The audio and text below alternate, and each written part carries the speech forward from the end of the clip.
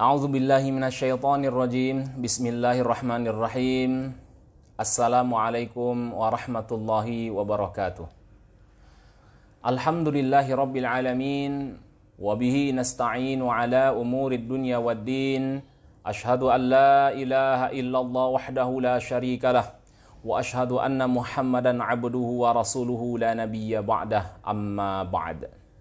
Kaum muslimin dan muslimat, shaimin dan shaimat, dimanapun saja berada yang sedang menyaksikan live streaming Ustadz Nazri Zaindros Official pada siang ini, mudah-mudahan kita semua mendapatkan curahan rahmat dan kesehatan dari Allah Subhanahu wa Ta'ala. Kita lanjutkan kajian rutin kita selama Ramadan setelah salat zuhur, yang kita jadikan rujukan dalam kajian kita ini yaitu kitab yang ditulis oleh Syekh Dr. Ahmad Farid yang judulnya adalah Al-Bahrul Ra'iq fi Zuhdi war Raqa'iq. Hari kemarin kita sudah bahas madakhilus syaitan ilal qalb. Jalan syaitan masuk ke dalam hati manusia. Dan sudah kita bahas kemarin, pertama, marah. Kemudian yang kedua, jalan masuk syaitan ke dalam hati manusia itu adalah syahwat. Dan yang ketiga adalah iri.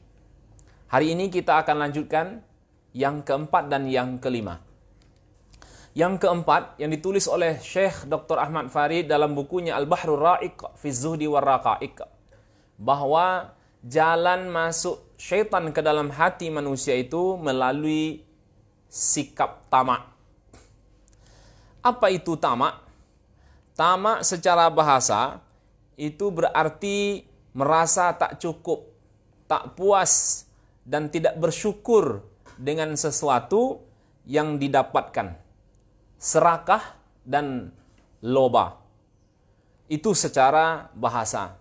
Sedangkan secara istilah, tamak itu adalah cinta kepada harta atau cinta kepada dunia terlalu berlebihan tanpa mempedulikan hukum haram yang menyebabkan adanya dosa besar. Kaum muslimin wal muslimat rahimakumullah. Oleh karena itu, tamak ini memang kalau bahasa lainnya bisa dikenal dengan rakus. Rakus terhadap sesuatu, ia ingin mengambilnya dengan keinginan yang kuat. Terutama ketika berada di tangan orang lain. Inilah tamak yang didefinisikan dalam kitab ini. Kemudian, orang tamak ini biasanya selalu berkeluh kesah tentang rezekinya. Tak pernah dia bersyukur, tak pernah dia merasa cukup dengan rezeki yang diberikan oleh Allah Subhanahu wa Ta'ala. Juga dia berkeluh kesah rezeki yang didapatkan oleh orang lain. Sehingga dia ingin mendapatkan apa yang ada di tangan orang lain itu dengan keinginan yang kuat. Inilah tamak. Bapak Ibu kaum muslimin wal muslimat rahimakumullah. Orang yang memiliki sifat tamak ini adalah bukti orang tersebut terlalu cinta dunia atau harta. Padahal harta ini hanyalah merupakan fitnah atau ujian bagi kehidupan kita. Allah Subhanahu wa Ta'ala sudah menjelaskan dalam surah At-Taghabun ayat 5. A'udzu billahi minasyaitonir rajim. Bismillahirrahmanirrahim. Innama amwalukum wa auladukum fitnah. Wallahu indahu ajrun azim. Kata Allah, sesungguhnya hartamu, anak-anakmu hanyalah fitnah. Apa itu fitnah di sini? Cobaan. Dan di sisi Allah lah pahala yang besar. Kaum muslimin wal muslimat rahimakumullah. Dalam hadis yang diriwayatkan oleh Imam Tirmidzi dari Ka'ab bin Iyad, Sami'tu Nabi sallallahu alaihi wasallam yaqul, aku mendengar Nabi Muhammad sallallahu alaihi wasallam berkata, Inna likulli ummatin fitnah. sesungguhnya bagi setiap umatku itu ada fitnah, ada cobaannya. Wa fitnah ummati al-mal, dan fitnah umatku itu adalah harta. Rasulullah Shallallahu Alaihi Wasallam juga pernah mengkhabarkan sifat tamak. Apa kata Rasul? Dan ini disampaikan oleh Ibnu Zubair di atas mimbar ketika khutbahnya. Ya ayuhannas, wahai manusia, innan nabiyya, sesungguhnya Nabi Shallallahu Alaihi Wasallam kana yaqul, berkata, lau kana bana Adam u'tiya wadiyan, jika seandainya manusia ini diberikan kepadanya wadian, satu lembah, mala'a min zahabin, yang lembah itu penuh dengan emas, ahabba ilaihi sanian, maka dia ingin yang keduanya. Walau u'tiya sanian, kalau dikasih dua lembah, ahabba ilaihi salisan, dia ingin yang ketiga. Begitulah kita sebagai manusia tak pernah kita puas dengan apa yang sudah diberikan oleh Allah Subhanahu wa taala. Kaum muslimin dan muslimat rahimakumullah.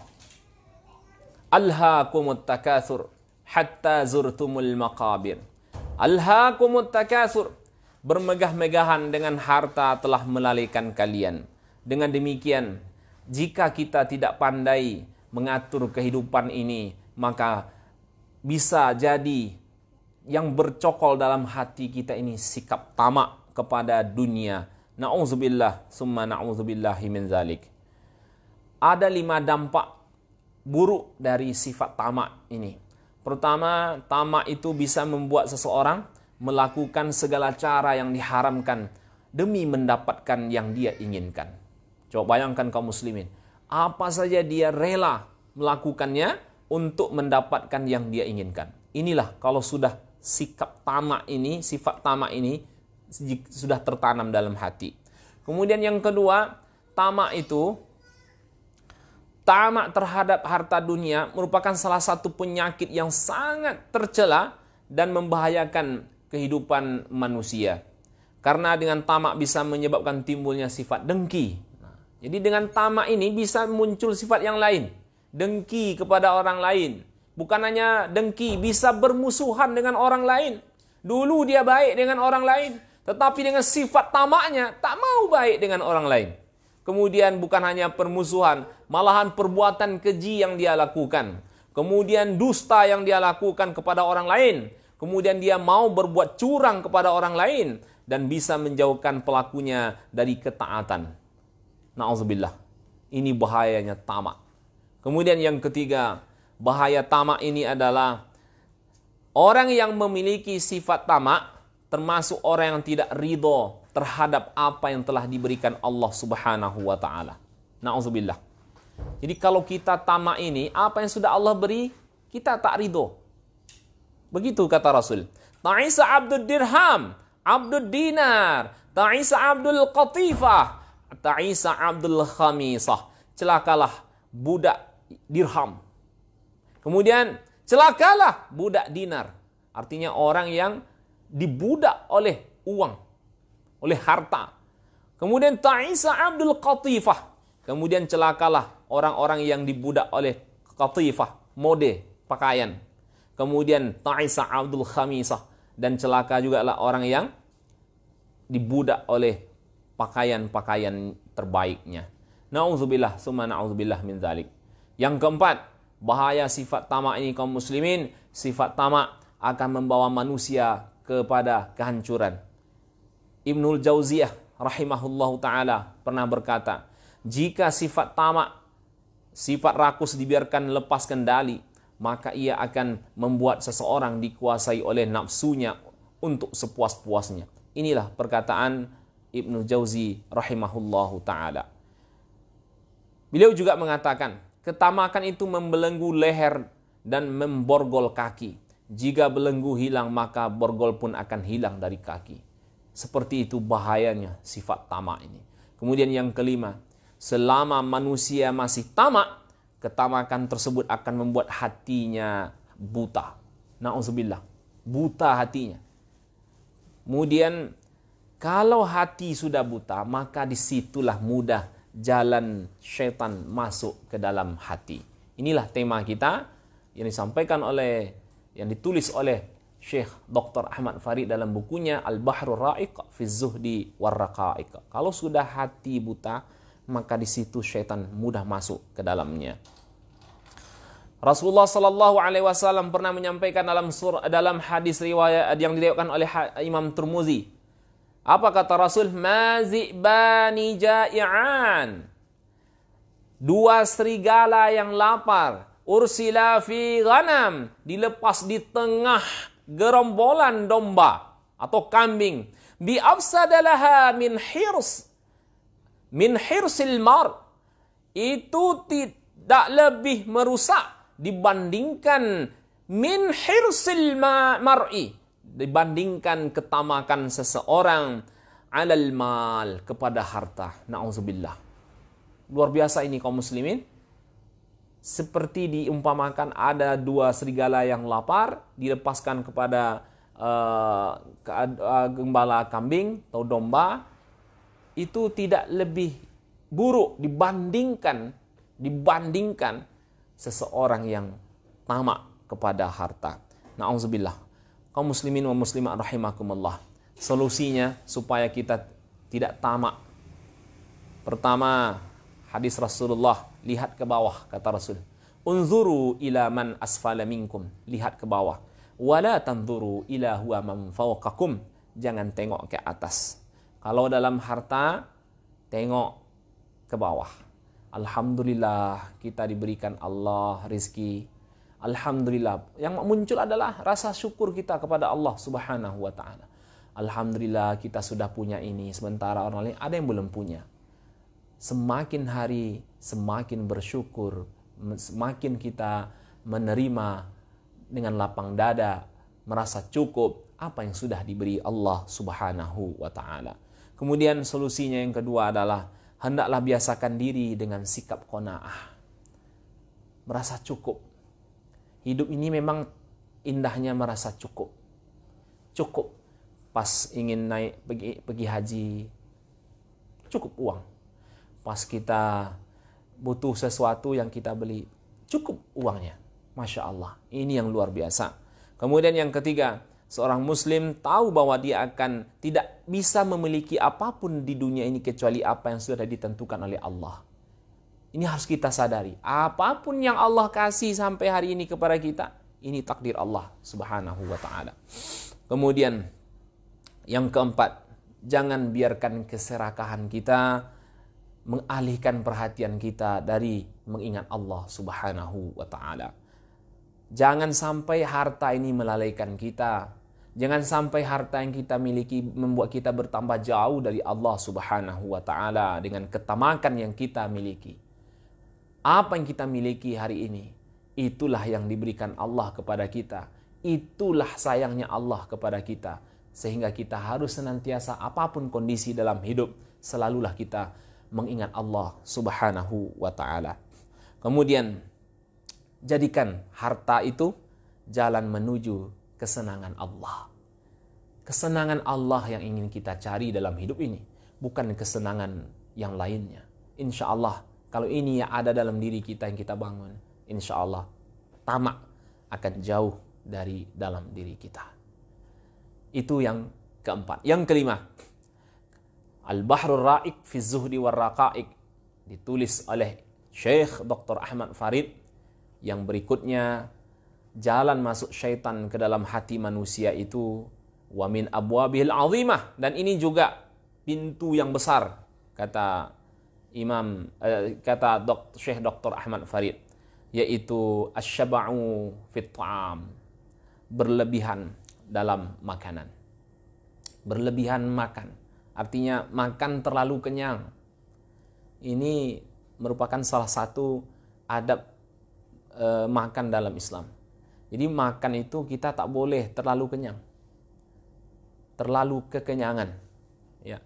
Meskipun makanan tersebut halal dan bersih.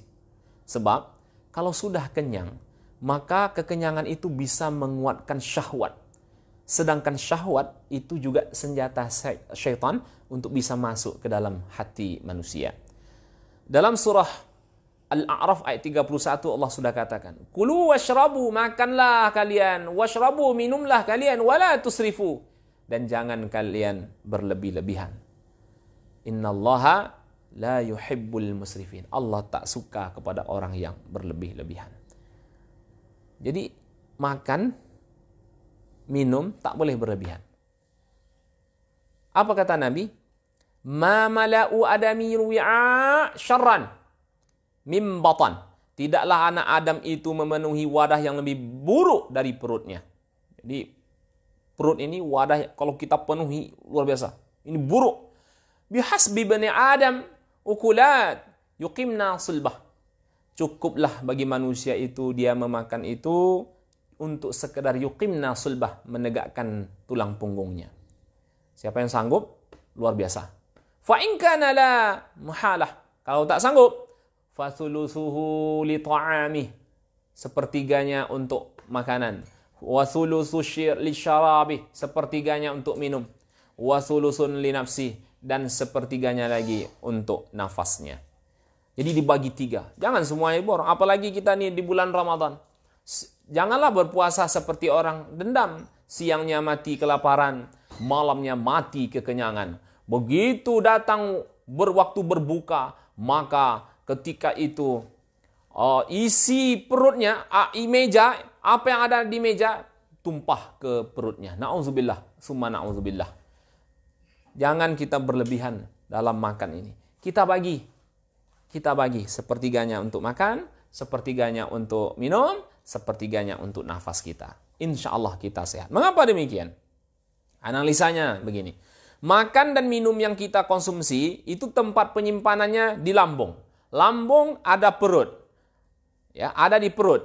Pernapasan berpusat pada paru-paru, dan paru-paru terdapat pula dalam rongga perut, dan rongga perut ada sekat. Sekat ini berupa jaringan pengikat dan otot. Jika perut terisi penuh, kita terlalu kekenyangan, maka sekat tersebut terdesak ke atas sehingga mempersempit ruang gerak paru-paru. Akibatnya mengganggu kelancaran pernapasan. Akhirnya kita sesak.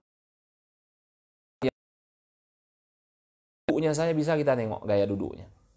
Ya. Kenapa? Karena sesak nafasnya. Berdiri saja susah, jalan saja susah. Mengapa? Karena dia sudah memenuhi isi perutnya dengan terlalu berlebihan, terlalu kenyang. Na'udzubillah, summa na'udzubillah min dzalik. Sehingga kalau sudah terlalu kekenyangan, apa kata Ibnu Qayyim Al-Jauziyah dalam bukunya? Kalau kita sedikit makan, ada 5 manfaatnya. Pertama, kalau sedikit makan, jernih hati. Kemudian, menajamkan pemahaman. Jadi orang yang sedikit makan, yang sudah disampaikan oleh Nabi tadi, itu tajam pemahaman. Ya. Kalau orang yang terlalu kenyang, cobalah tengok. Kalau ada orang yang banyak makan terus suruh dia belajar, ngantuk, lemas, pokoknya tak enak saja. Inginnya tidur. Ya. Kalau anak-anak di sekolah kalau sudah terlalu kenyang dia makan, coba lihat. Setelah jam istirahat kita tengok, ngantuk aja bawaannya.